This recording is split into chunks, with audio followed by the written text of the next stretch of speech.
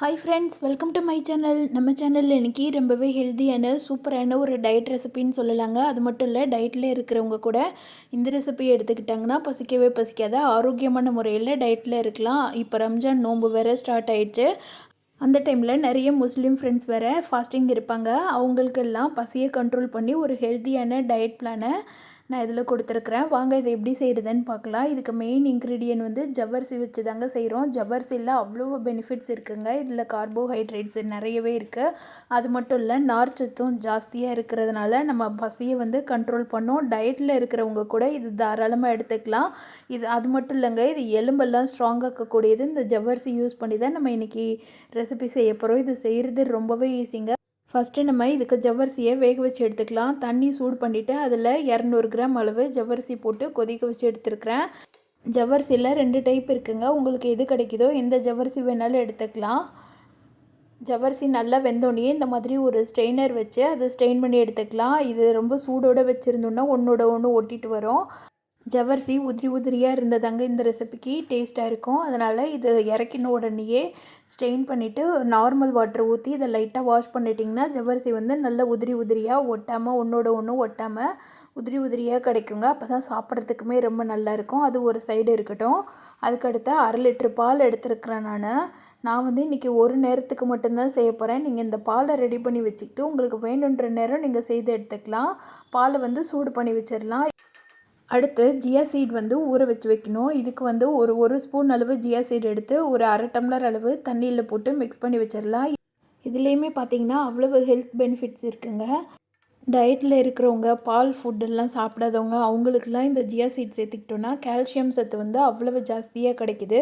இதில் நார் சத்தும் ஜாஸ்தியாக இருக்கிறதுனால குழந்தைங்களுக்கு தாராளமாக கொடுக்கலாங்க.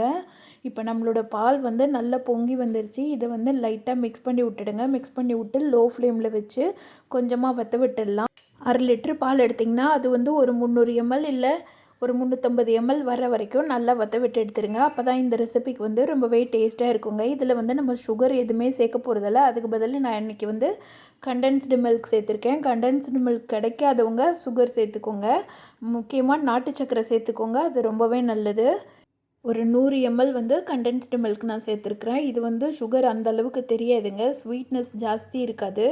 அதனால் ஸ்வீட் பிடிக்காதவங்க கூட விரும்பி சாப்பிடுவாங்க. அந்த அளவுக்கு இதோட டேஸ்ட்டு ரொம்பவே அருமையாக இருக்குங்க. இப்போ கண்டென்ஸ்டு மில்க் சேர்த்து நல்லா மிக்ஸ் பண்ணி விட்டுடலாம்.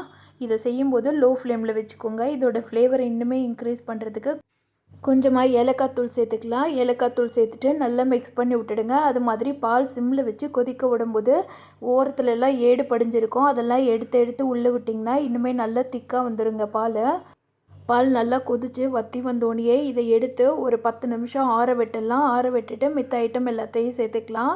பால் வந்து ஓரளவுக்கு கெட்டியாக இருந்தால் தாங்க இதோட டேஸ்ட்டு ரொம்ப நல்லா இருக்கும். இப்போ நம்ம எடுத்து வச்ச பாலெல்லாம் வேணுன்ற அளவு மட்டும் எடுத்துக்கலாம். நீங்கள் பாலை மட்டும் மொத்தமாக காய்ச்சி வச்சுட்டு வேணுன்ற போது கொஞ்சம் கொஞ்சமாக எடுத்துகிட்டு மித்த ஐட்டத்தெல்லாம் அப்பப்போ கலக்கி சாப்பிட்டிங்கன்னா இதோட டேஸ்ட்டு ரொம்பவே நல்லா இருக்குங்க. இப்போ இது கூட நம்ம ஆற வச்சுருக்கிற ஜவ்வரிசியை சேர்த்துடலாம். ஜவ்வரிசி போடும்போது லைட்டாக கெட்டியாக இருக்கும். அதை ஸ்பூன் வச்சு கரைச்சிங்கன்னா ரொம்ப ஈஸியாக கரைஞ்சிடுங்க. இது கூட நம்ம ஊற வச்ச ஜியா சீட் சேர்த்துடலாம். ஜியா சீட் பாருங்கள் நல்லா ஊறி வந்திருக்கு.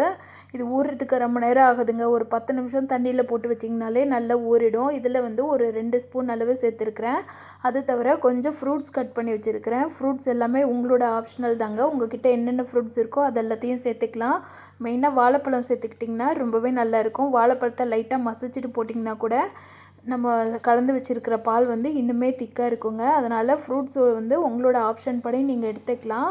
நம்ம டயட்டில் இருக்கிறதுனால இந்த மாதிரி மிக்ஸ் பண்ணி ஃப்ரூட்ஸோடு சேர்ந்து கலந்து கொடுக்கும்போது அதோட டேஸ்ட்டு வேறு லெவலில் இருக்குங்க. இது கூட 2 ஸ்பூன் அளவு க்ரஷ்டு பாதாமும் முந்திரி பருப்பும் க்ரஷ் பண்ணி வச்சுருக்கிறேன். அதை சேர்த்துக்கலாம். சேர்த்துட்டு எல்லாத்தையும் நல்லா மிக்ஸ் பண்ணி விட்டுடுங்க. மிக்ஸ் பண்ணி விட்டு ஒரு 5 நிமிஷம் ஃப்ரிட்ஜில் வச்சுட்டு குழந்தைங்களுக்கு கொடுக்கும்போதோ சரி இல்லை பெரியவங்களுக்கு கொடுக்கும்போதோ கொஞ்சம் ஜில்லுன்னு சர்வ் பண்ணிங்கன்னா அவ்வளோ அருமையாக இருக்குங்க. இந்த மாதிரி ரெசிபீஸ்லாம் கடைக்கு போனால் கூட கிடைக்காதுங்க. எந்த ஹோட்டல்லையும் கூட இந்த மாதிரி ஹெல்த்தியான ரெசிபி செய்து தரமாட்டாங்க. இந்த ஹெல்த்தியான ரெசிபியை நம்ம கையிலேயே செஞ்சு கொடுக்கும்போது நம்மளுக்குமே ஒரு சாட்டிஸ்ஃபேக்ஷன் இருக்குங்க. டயட்டில் இருந்தாலும் சரி இல்லை வீட்டில் குழந்தைங்க இருந்தாங்கனாலும் சரி அவங்களுக்கெல்லாம் இந்த மாதிரி ஒரு மிக்சிங் போட்டு ஒரு ரெடி பண்ணி கொடுங்க. அவ்வளவு ஆரோக்கியமாக இருக்கும். இதில் சம்மர் டைமில் ஃப்ரூட்ஸ் எல்லாம் நிறைய குழந்தைங்க சாப்பிட மாட்டாங்க. அவங்களுக்கெல்லாம் இந்த மாதிரி கண்டென்ஸ்டு மில்கில் பாலை நல்லா சுண்ட சுண்ட காய்ச்சி அதில் கொஞ்சமாக ஃப்ரூட்ஸ் எல்லாம் போட்டு கலந்து கொடுத்திங்கன்னா அவ்வளோ டேஸ்ட்டாக இருக்குங்க. இதை ஒரு 5 நிமிஷம் ஃப்ரிட்ஜில் வச்சுட்டு கொடுத்திங்கன்னா இதோட டேஸ்ட்டு சொல்லவே தேவையில்லை, அவ்வளோ அருமையாக இருக்கும். இந்த டேஸ்டான ஹெல்த்தியான ரெசிப்பியை இந்த ரம்ஜான் நோம்பில் நீங்களும் உங்கள் வீட்டில் செய்து பாருங்கள். நோம்பு இருக்காத ஃப்ரெண்ட்ஸ் கூட சம்மருக்கு குழந்தைங்கள்லேருந்து பெரியவங்க வரைக்கும் எல்லாருக்குமே இந்த மாதிரி ஒரு மிக்ஸை ரெடி பண்ணி கொடுத்திங்கன்னா விரும்பி சாப்பிடுவாங்க. இந்த ரெசிபி பிடிச்சிருந்ததுன்னா இந்த வீடியோக்கு லைக் பண்ணி சேனலை சப்ஸ்கிரைப் பண்ணாத ஃப்ரெண்ட்ஸ் எல்லாம் சப்ஸ்கிரைப் பண்ணிவிடுங்க. Thank you friends.